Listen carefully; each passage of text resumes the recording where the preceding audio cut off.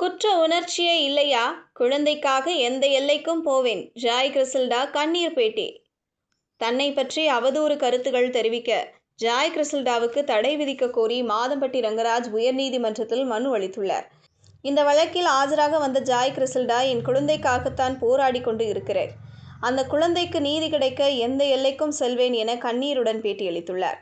சமையல் கலை நிபுணர் மாதம்பட்டி ரங்கராஜ் தன்னை பற்றி அவதூறு கருத்துக்களை தெரிவிப்பதை தடுக்கவும், அவதூறாக வெளியிடப்பட்ட வீடியோக்களை நீக்க உத்தரவிடக் கோரியும் சென்னை உயர்நீதிமன்றத்தில் மனு தாக்கல் செய்துள்ளார். அதேபோல மாதம்பட்டி ரங்கராஜ் பங்குதாரராக இருக்கும் மாதம்பட்டி தங்கவேலு பிரைவேட் லிமிடெட் நிறுவனத்தை தொடர்புபடுத்தி ஜாய் கிறிசல்டா பேசியதால் அந்நிறுவனத்திற்கு 15 நாட்களில் 12.5 கோடி ரூபாய் இழப்பு ஏற்பட்டதாக கூறி மற்றொரு மனுவை தாக்கல் செய்துள்ளார்.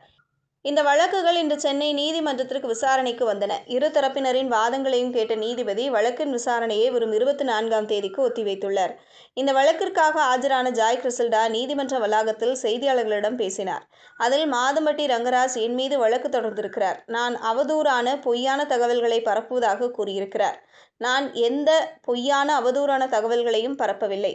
இப்பொழுதும் என்னுடைய குழந்தைக்கு ஒரு நீதி வேண்டும் என்பதற்காகத்தான் போராடி இருக்கிறேன். அந்த குழந்தைக்காக எந்த எல்லைக்கு வேண்டுமானாலும் செல்வேன் என பேசியுள்ளார்.